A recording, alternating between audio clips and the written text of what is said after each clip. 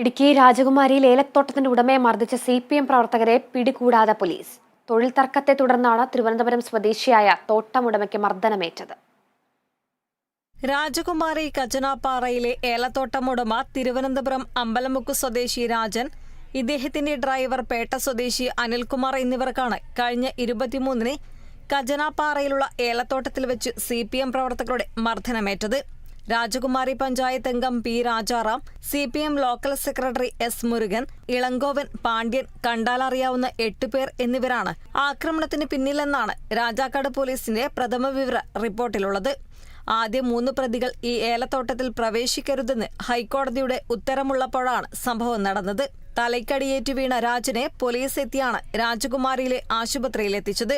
പരുക്ക് ഗുരുതരമായതിനാൽ ആദ്യം കോട്ടയം മെഡിക്കൽ കോളേജിലും പിന്നീട് തിരുവനന്തപുരത്തെ സ്വകാര്യ ആശുപത്രിയിലും പ്രവേശിപ്പിച്ചു. കഴിഞ്ഞ 26-നാണ് രാജാക്കാട് പോലീസ് ആക്രമണം സംബന്ധിച്ച് കേസെടുത്തത്. സംഭവത്തിൽ ജാമ്യം ലഭിക്കാത്ത വകുപ്പുകൾ ചേർത്താണ് പോലീസ് പ്രതികൾക്കെതിരെ കേസെടുത്തിരിക്കുന്നത്. അതേസമയം CIT യൂണിയനിൽപ്പെട്ട തൊഴിലാളികളെ മർദ്ദിച്ച പരാതിയിൽ രാജൻ, അനിൽകുമാർ എന്നിവർക്കെതിരെയും രാജാക്കാട് പോലീസ് കേസെടുത്തിട്ടുണ്ട്.